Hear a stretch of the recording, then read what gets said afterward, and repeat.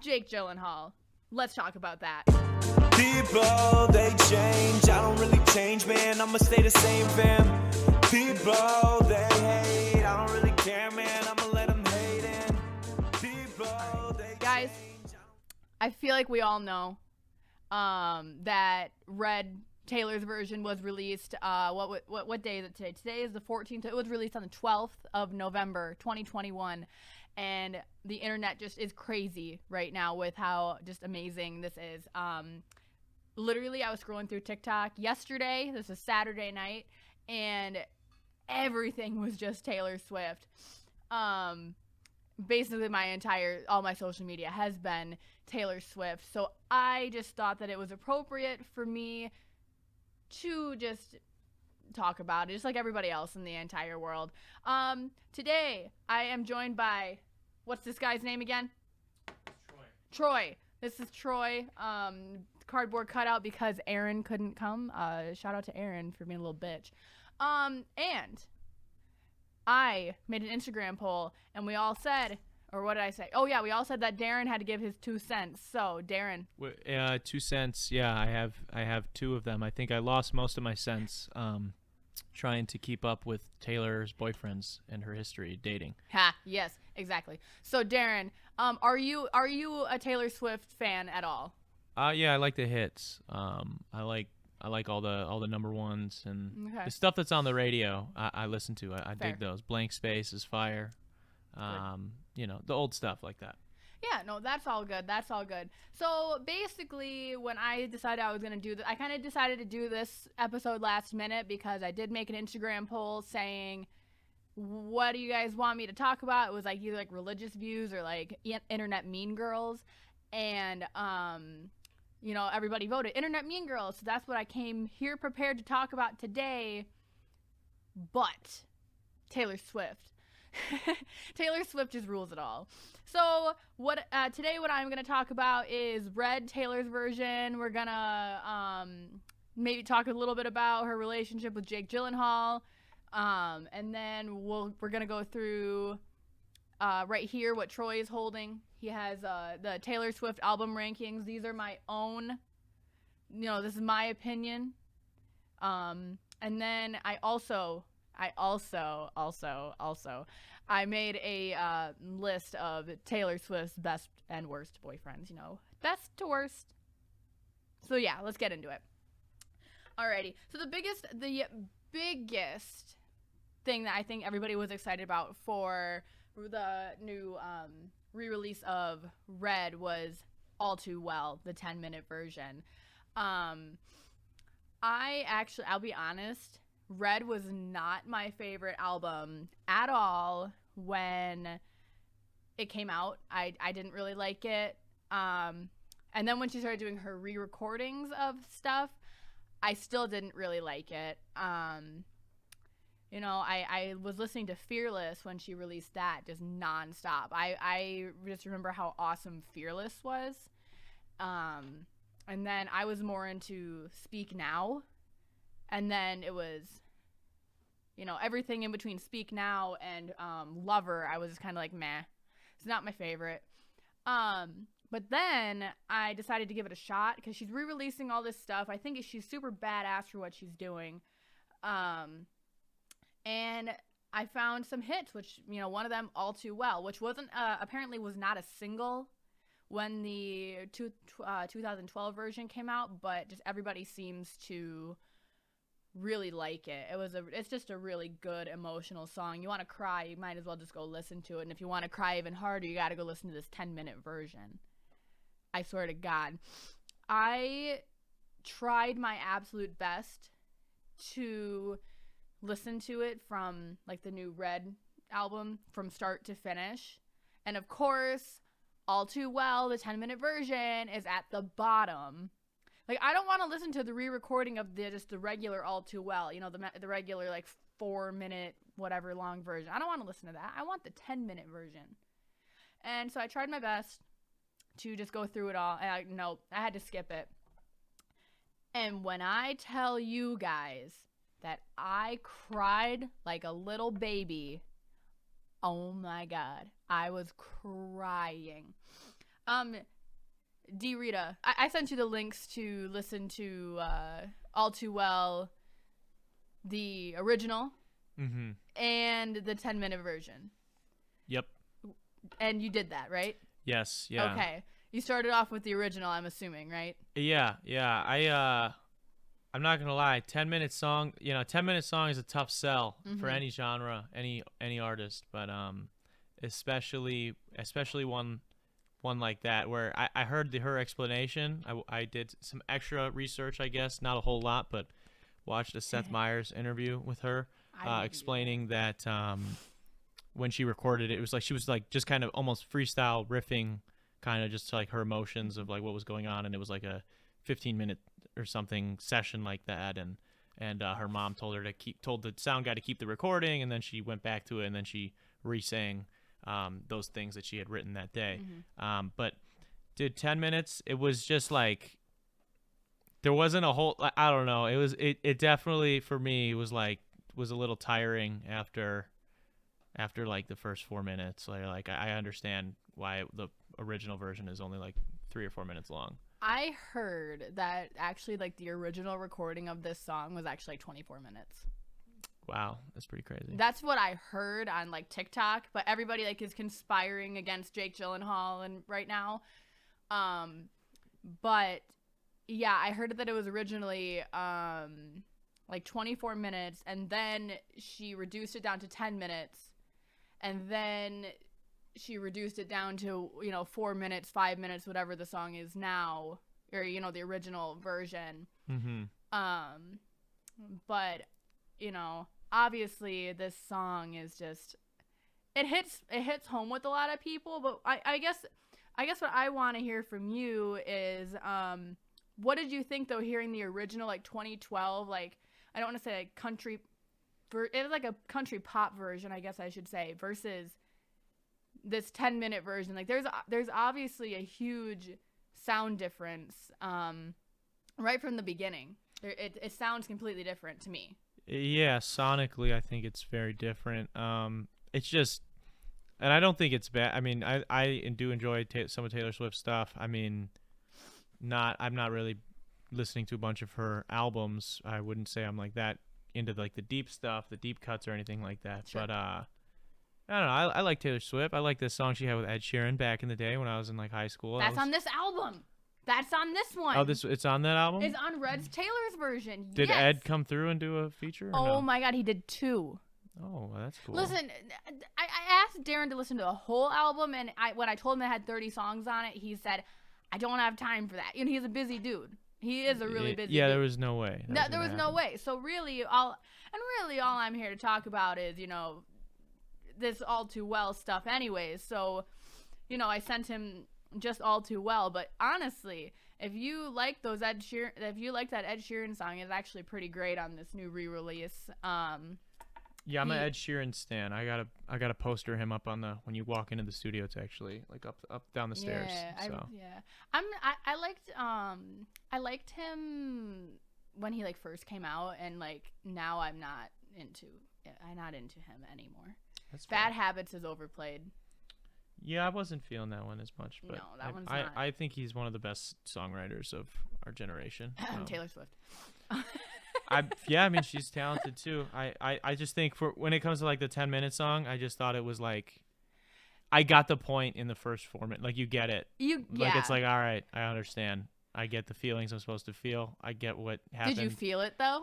I mean, yes and no. Where it was like, I was more so just wanted to make sure I had listened to it for this, where I wasn't like.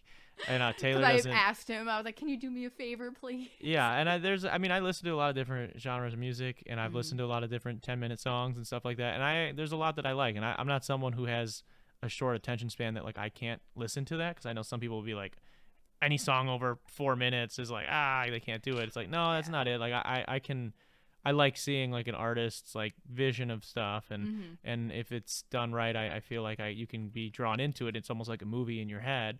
And I know she did the short film for it as well. I haven't gotten to that part yet. but yeah, so it's like, I just thought for this, I just was like, no, I don't know. I wasn't really feeling like the 10-minute version. Like I feel like maybe the re-record cut down to like 4 minutes. Is that a version? Did she? Yeah, So she did do that on there.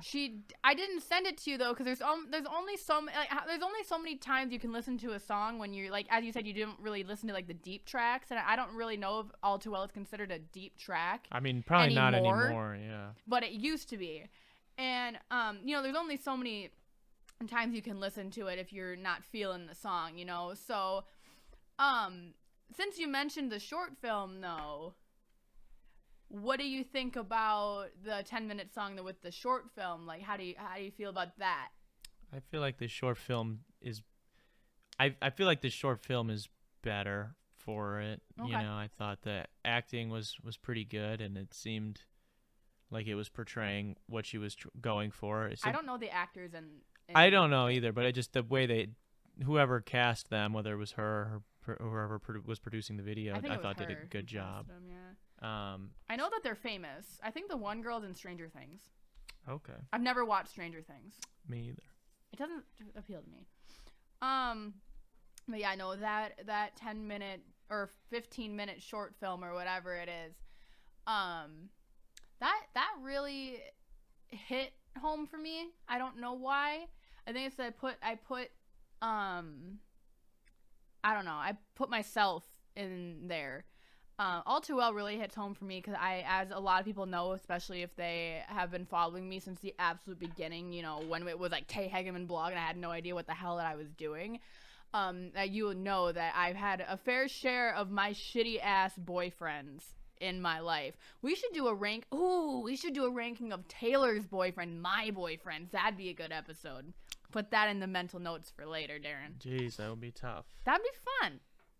But so I put myself in those shoes, especially from the Taylor. It's gonna get confusing because I'm Taylor and then that's Taylor. But the Taylor me from 3 years ago was what I was visioning when I was watching this. And then all of a sudden you get into the middle of this short film, and this is the only speaking besides the beginning, because there's the little beginning part, and this little monologue that they had together, not monologue, is that the right word? No, it was just a scene of dialogue. Just a scene, whatever. Dialogue. I don't know what, words. It was words. They had lines. Really, like, the way that he was actually, like, gaslighting her and making her feel like shit really, really, really hit home for me, because I experienced that firsthand. She was really expressing her frustration, and at first, because I've watched this twice now, at first I kind of thought that the chick's character was being super whiny, like it's no big deal, because if you think about it, we have no idea if this is supposed to represent Taylor Swift and Jake Gyllenhaal, but basically we all kind of just speculate that it is. Taylor Swift was 20 and Jake Gyllenhaal was like 29 or 30 or when they dated, and it's just the difference in age and personality and maturity and all this kind of stuff. I kind of was picturing this young girl being a little whiny, and then this guy was just being like, hey, shut up, to stop, like, I don't know what you're talking about. But then I watched it back again, I realized, like, no, he's like, you're making yourself feel this way. There's no reason for you to be frustrated. I wasn't ignoring you, blah, blah. I don't even remember what you're talking about. Like, that's gaslighting, and that hit home. That was, yeah. I could see that, yeah. I mean, like you said, you've been through some, your fair share of stuff, so I could see why you'd, relate to that. And I think everybody can, and to some extent, I don't know about the Jake Gyllenhaal thing. I mean, I didn't know that he was that much older than her when they dated, but from everything I've seen of Jake Gyllenhaal, he seems like a pretty nice guy from everything that I see out in the press. That's why I'm intrigued to find out what he's done wrong here. It sounds like he's done some bad stuff, so. All right. So let me get to my notes here on my computer, because so let's see here. They got together in October of 2010. So this was a long time ago, but still. And yes, she was 20 and he was like 29. I couldn't find, like, you know, you look it up on like the internet and there's so many different ages, you know. So yeah, they dated from October of 2010 until January of 2011, and it was just, you know, kind of like some, I think it was kind of some weird like whirlwind romance type thing. I don't know. What? From somebody who has dated older people, you know, who was like that age, I don't know. Now I don't know. It's just different. Especially, like, I'm going to relate to myself here. When I was 20, I was dating a guy who was like 26, 27, and he couldn't do anything with me, you know? Like, he couldn't take me out with his friends to the bars. He couldn't do anything. Like, he only had to hang out with me by himself. You know, people don't like that. So, you know, he was just kind of, I'm assuming he just was kind of like every other older guy who's dating a younger chick. What am I supposed to do? I don't know. But basically, let's see here. I was reading about something where he was supposed to go to her 21st birthday party, but he did not show up. And then instead, he bought her like an $11,000 guitar or something instead of going to her birthday party. And I'm like, buddy, I mean, it's a birthday party, but still. I don't know why he didn't show up. There's a lot of different speculation, you know, on what happened. But so there's also the thing with the scarf. You got a picture of the scarf up there. So we got the scarf thing. Now, all of you people on TikTok, I think, need to stop, you know, with the conspiracy theories, and I think you need to stop just like overthinking everything, because do you not see the picture of the scarf? It's the exact same. Like, she's wearing the scarf, and then he is wearing the scarf. He stole the scarf. Jake, give the scarf back. Like, honestly, it's just, the scarf is not a metaphor for virginity. There is literally a scarf. It is there. It is right there. Shut up. I hate this. Like TikTok theories is just, it's killing me. There's too much. There's too much of it. But yeah, and another thing. Here's the thing. Taylor Swift is super, first of all, she's a genius. She's a genius. But she, you know, she knows not to call these people out, you know, by name. Like Jake Gyllenhaal. You know, Howard Stern asked Jake Gyllenhaal about their breakup and stuff like that, and asked if All Too Well was about him. And Jake was just like, do I have a song? I don't know. Maybe I have a song. You know, and then I saw an interview with the guy who is in the short film. What's his name? Dylan O'Brien. They're the and some reporter was asking, oh, is this about Jake Gyllenhaal? And he's like, no, my character's name was Brandon, which isn't true, you know. It just said him, her, you know, whatever. But yeah. So anyways, let's just step back from the fuck Jake Gyllenhaal for a second here.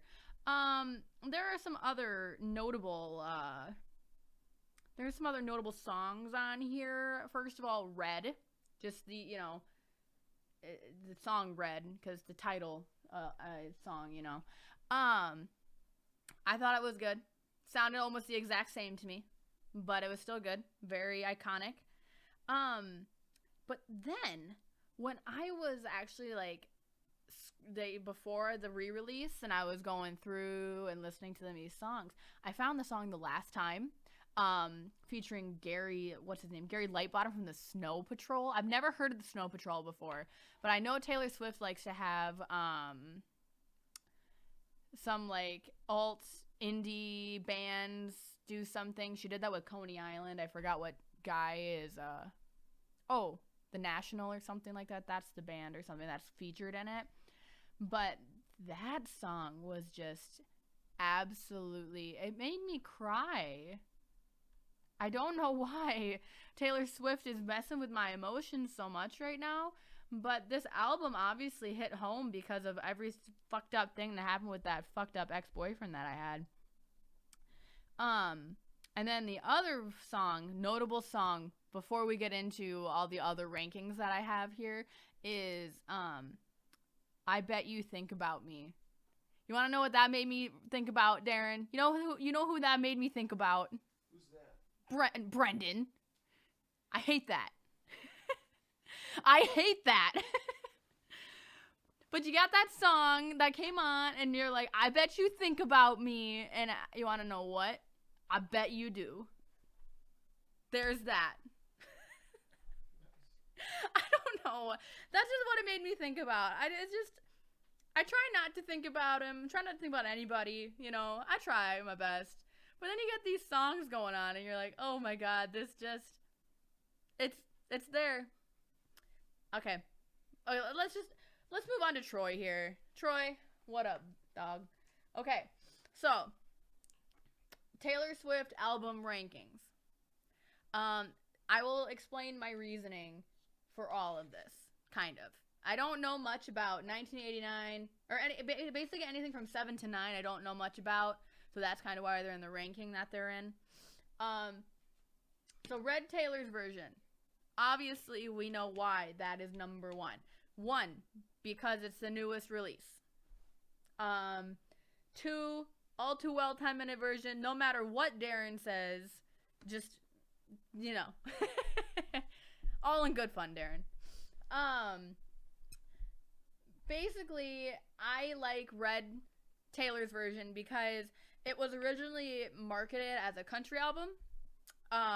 You know, she was a country singer, and I think she wanted to start progressing more into other things. So, now I feel like it has a more poppy vibe to it, except for that song, I Bet You Think About Me, because that's definitely has a country feel to it because it has Chris Stapleton and a banjo and stuff like that. I don't know. But yeah, so I definitely really like this because I hate country music with a burning passion, except Taylor Swift. And this just kind of, you know, made listening to Red a little bit more, yeah. The next one that we got on here, Fearless, Taylor's version. Now, Darren, did you know that when it says Taylor's version on it, that means that she owns it? Yes. Yeah, I'm aware of that. Okay, I didn't know how much you knew. Yeah, I know that she got messed up by her past management and record deal, and that's why she's doing the re-records and stuff. Okay, I just wanted to make sure that we were all on the same page. But yeah, so basically, I put Fearless next because, again, with the whole, like, it felt a little bit more poppy. I don't really care for pop music either, but it's above country. So, you know, we'll do that. Plus, Taylor's versions have to be on top. The next one. Oh, wait. No, wait. Hold on. Fearless here. This Fearless album. I like the song Mr. Perfectly Fine. You can't see it on here, but I kind of wrote the notes for myself.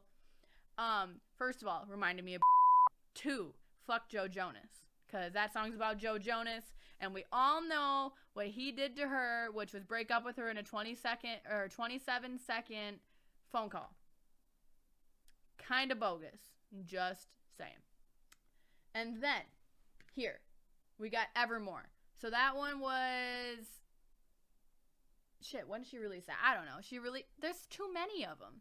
She released this one, and Champagne Problems and Coney Island are absolutely pure gold. Very relatable songs. Very emotional album in itself. I really, really, really liked it. I liked it more than Folklore. Reason why is because Folklore, I don't really think she was singing about herself at all. You know, Exile was great with Bon Iver. I absolutely love him. He's from Wisconsin. Don't know where in Wisconsin. I thought it was Eau Claire, but I'm thinking Milwaukee, or his studio's somewhere in Eau Claire or something. I don't know. I don't know anything about Bon Iver. But that's really good. And Betty is also one of my favorites on there. That one was kind of more of a country vibe to it as well. It was played on a lot of country stations. But the reason why I put Folklore at number 4 was because I know that she was singing in a lot of in other people's perspectives. Like, she was singing about people who she didn't know or whatever she was talking about, you know. She was singing about the people whose house she now owns in Rhode Island. And Betty is about a guy and a girl named Betty, and, you know, it just didn't really feel like she was singing about herself. Exile, there was pure emotion in that. I could tell. But everything else, just no. Number 5, Speak Now. So the reason why Speak Now is at number 5, I absolutely believe that Speak Now is the best Taylor Swift album that ever has been released. This album, at least I know, came out when I was in early middle school, and I just was vibing with it back then. But the reason why it is at number 5 is because Taylor does not own it. When Taylor Swift owns Speak Now, it'll be up here. No doubt about it. Next one, we got Lover. Lover was very hit or miss with me. The Lover, the song, I think is very good. Pure gold.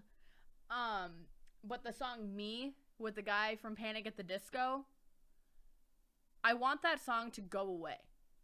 I absolutely hate that song. Also, Brendan Urie is becoming very, like, too mainstream. Please go back to doing what you were doing before. You're making music to just make music. And that is not what your fans want. Okay? Your fans want the raw Panic at the Disco again. Well, I don't really know if it was raw, but you know what I mean. It's just, you're becoming a sellout. You're like 21 Pilots. We'll get to that at a later date, but okay.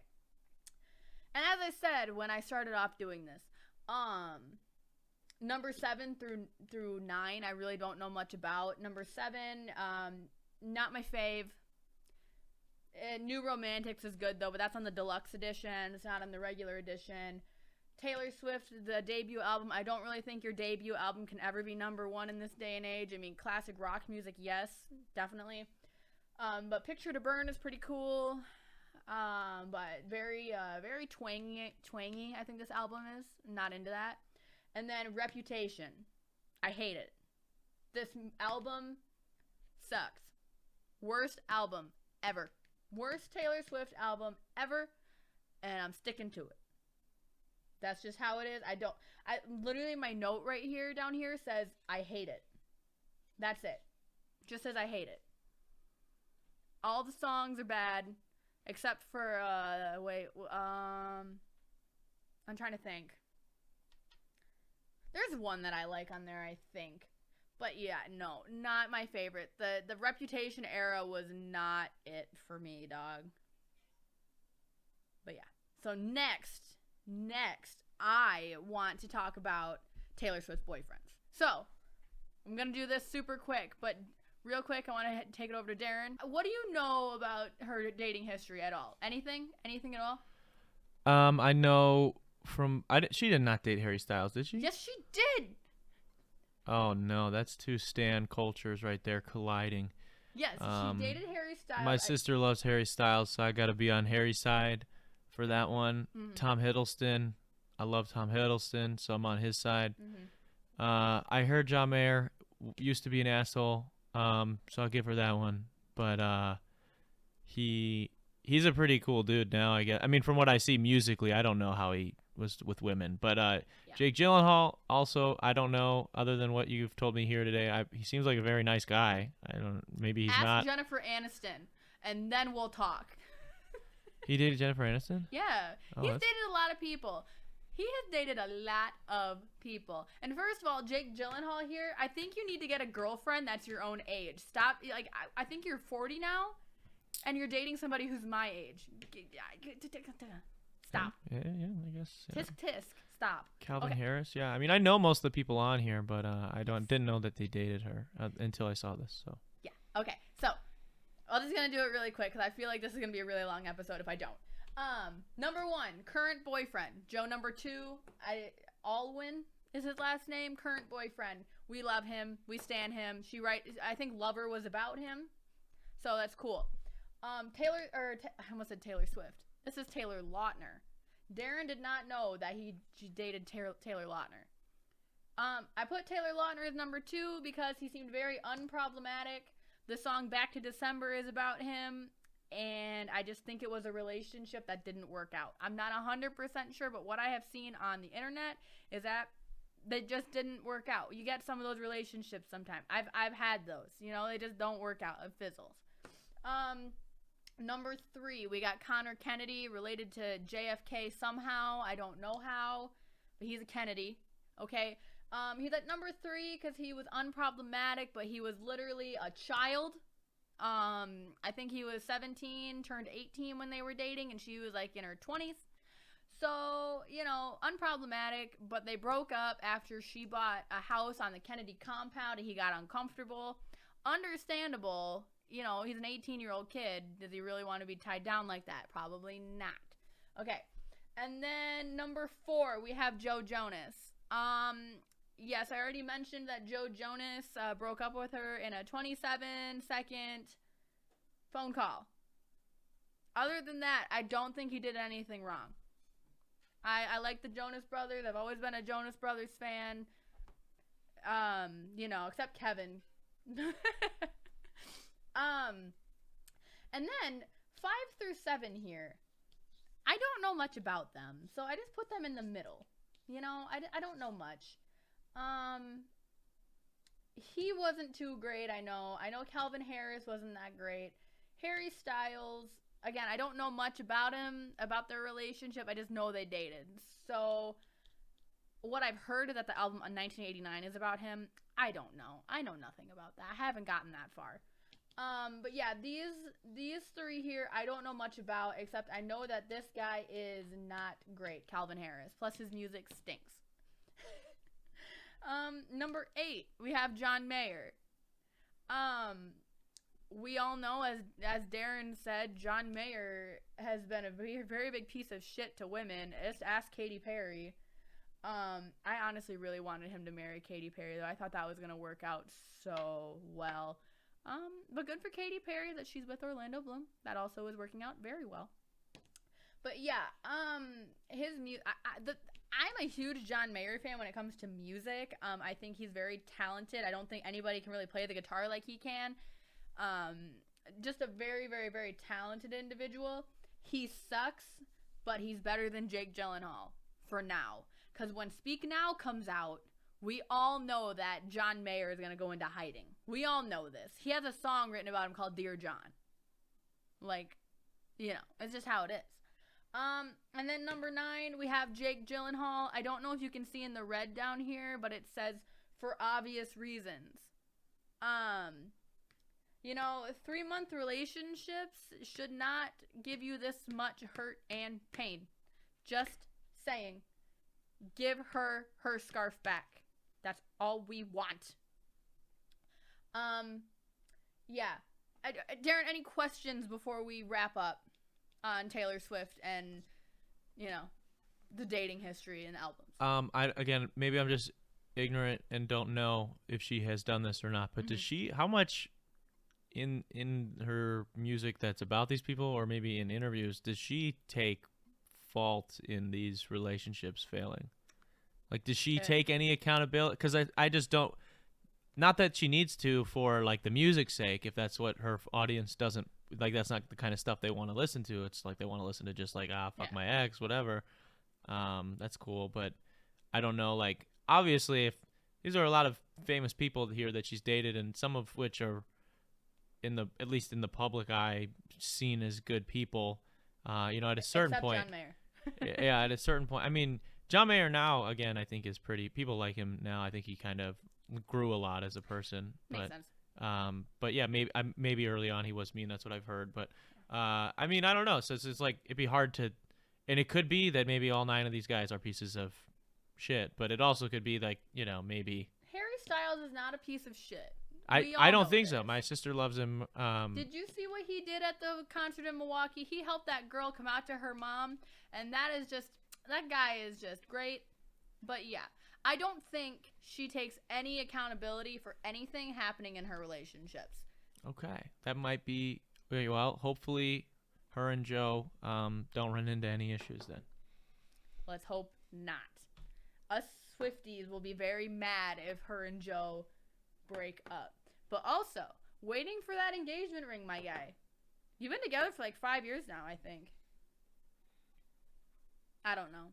No, not 5 years. 3 years? I don't know. I know nothing, really. However, this is me with like a week's worth of research. I'm going to wrap it up from there because my Taylor Swift knowledge is all gone now. Anyways, thank you for watching today's episode on Taylor Swift. If you like what you see, like, comment, subscribe. You can also, if you want, send me your sad girl stories because obviously you know this is the Sad Girl Next Door podcast, and this Red album is very sad girl to me. So if you want, send me your sad girl stories or sad boy stories, you know, whatever floats your boat, and I will read them on here. Nobody sent me any yet. I put the email out there all the time, you know, for people to email me, and you can Instagram message me and stuff like that. I will read it on here because, you know, there's only so much stuff I can talk about all the time, and that's where I get this kind of stuff. I pull it out my ass.